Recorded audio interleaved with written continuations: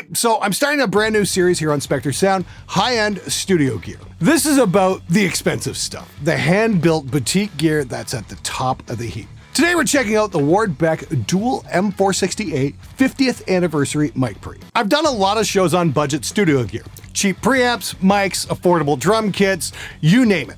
But I've also got a lot of slutty gear kicking around. You guys have watched me use the distressor behind me as an anger meter for the last 4 years.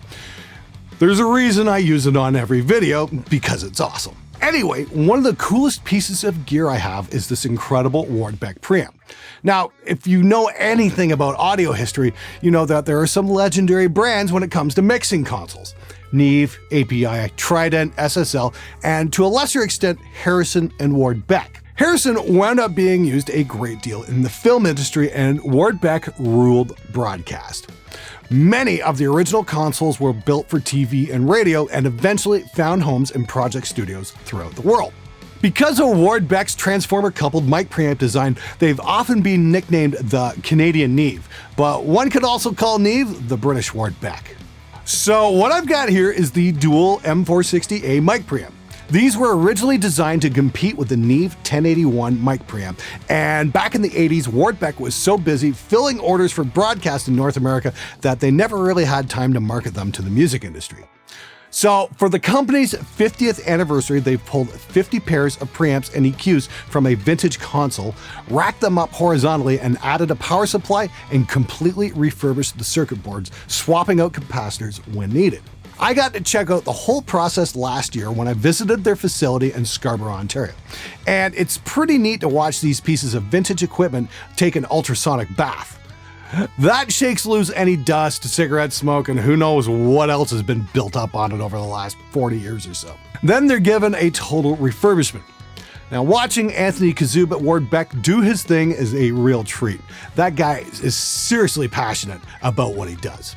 Everything's mounted horizontally and terminated via XLRs at the back, plus there's a D-sub connector for hooking up external faders and channel inserts. Very cool.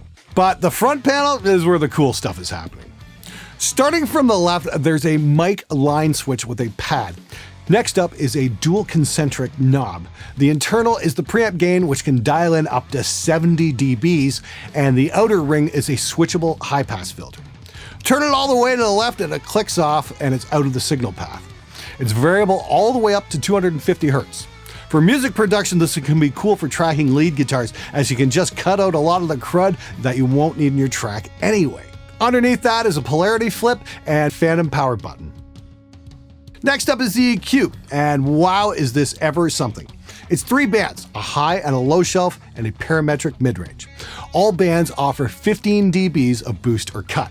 The high-frequency shelf starts at 1.5 kHz and extends all the way out to 25 kHz. Wow, that's like Pultec territory. You want to talk air? This thing has it.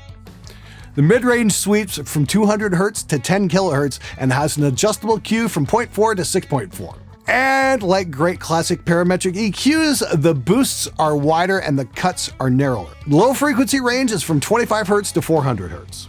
Now, what I really like about this is that I can use the EQ on a source while tracking, but I can also use it while mixing due to the insert points. Please see my how to use a patch bay video for more details on that method.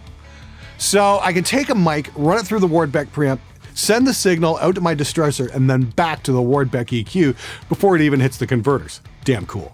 I can also use it in the chain after using my cheap Behringer mixer for metal guitars trick if you want to tweak out the sound a bit or get rid of that nasty 4K. Here's a test I did with the EQ.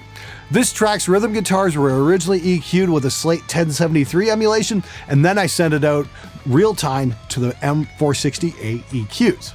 The first thing I noticed is that working with knobs really forces you to listen more with your ears than your eyes, especially when the unit is a few feet away from you and you can't read all the markings because it's in a rack. You just twist it till it sounds good. I found myself adding a pretty significant boost at 13 kHz to add some sparkle to the top end of the guitars.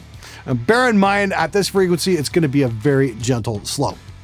As always, there's a very narrow cut right around the 4 kHz mark to get rid of the fingernails on a Blackboard sound, and I've added about 6 dBs at 50 Hz.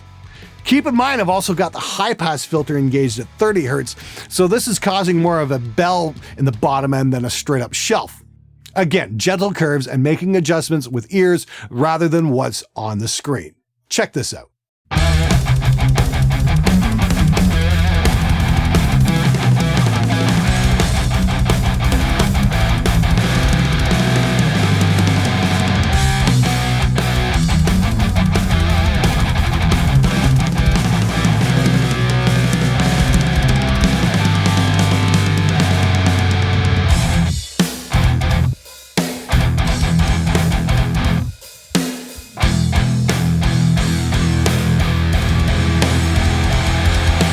Over the last couple of days, I've really gotten to using this EQ quite a bit on guitar. I'm still using my crappy preamp and mixer trick, but the output from the board is going to the line input on the Ward Beck, and I can tweak out the sound on its way to the computer.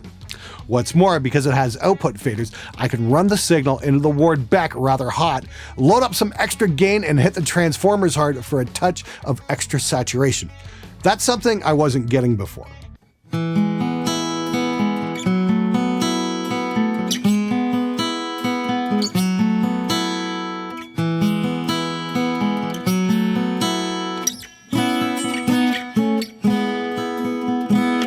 I'm really looking forward to trying this out on a live snare next week. I'll keep you posted.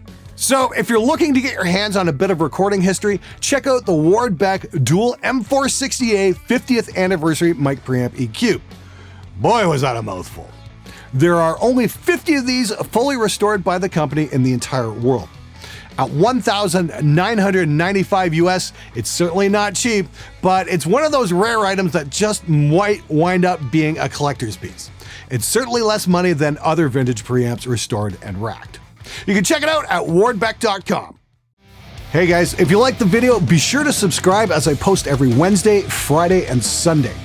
If you want to learn more about recording, check out one of my tutorials or one of my gear reviews if you want the actual honest truth about a piece of equipment.